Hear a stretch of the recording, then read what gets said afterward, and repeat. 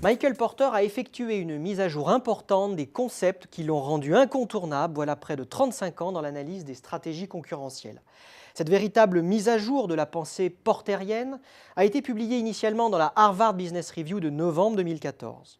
Selon le célèbre professeur de Harvard, l'Internet des objets transforme en profondeur le paysage concurrentiel. En effet, se contenter d'affronter la concurrence par la production d'objets physiques ou en mettant en œuvre des technologies pour automatiser la chaîne de valeur ne serait plus une approche pertinente. Selon Porter, dans tous les secteurs, les entreprises vont devoir rivaliser en offrant des objets connectés reliés à des plateformes digitales et reliés au réseau Internet. C'est une véritable mutation qui oblige les firmes à repenser totalement leur approche. Cela modifie profondément la hiérarchie des compétences et des savoir-faire, la perception par les consommateurs des usages et des fonctionnalités essentielles, les stratégies de différenciation, les choix des business models et la définition même du secteur d'activité de l'entreprise. Michael Porter décrit ainsi la révolution des objets connectés comme la troisième grande vague de transformation de la stratégie et de la concurrence introduite par les technologies de l'information.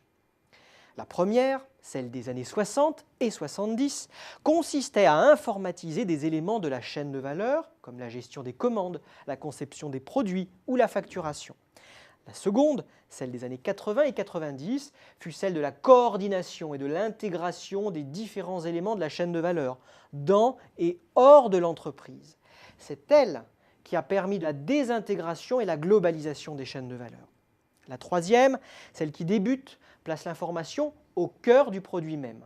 Elle va transformer non seulement le produit, mais aussi la chaîne de valeur, les modalités de la concurrence et la structure des marchés.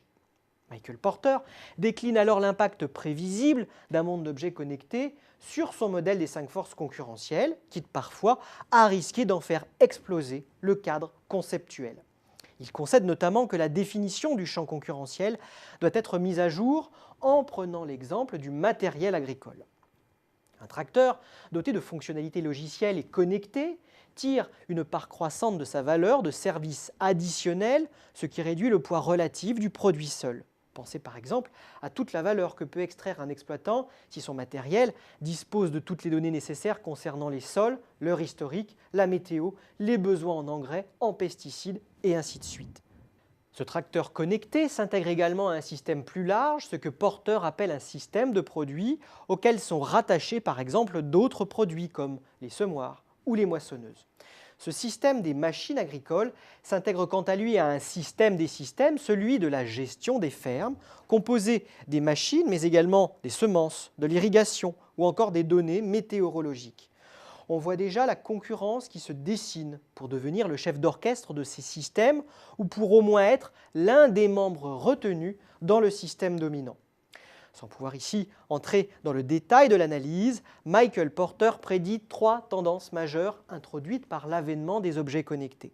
Tout d'abord, une phase de consolidation au niveau des marchés. La hausse du ticket à l'entrée, exigée par la complexité des produits et l'avantage conséquent du premier entrant en matière de données, évinceront de nombreux opérateurs et dresseront de puissantes barrières à l'entrée. Ensuite, une phase de consolidation entre des marchés jadis distincts, mais désormais fédérés, autour d'un système de produits ou d'un système de systèmes. Enfin, l'arrivée de nouveaux entrants, notamment issus du logiciel ou du conseil.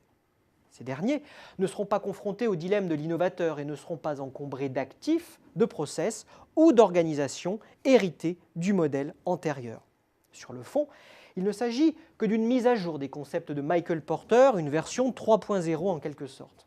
Pour autant, en voulant intégrer les stratégies de l'ère numérique dans sa conception de la concurrence développée depuis les années 80, Porter bascule d'une vision souvent défensive de la concurrence où les entreprises cherchent à améliorer leur rentabilité en se protégeant de la pression des rapports de force concurrentiels, à une approche beaucoup plus offensive.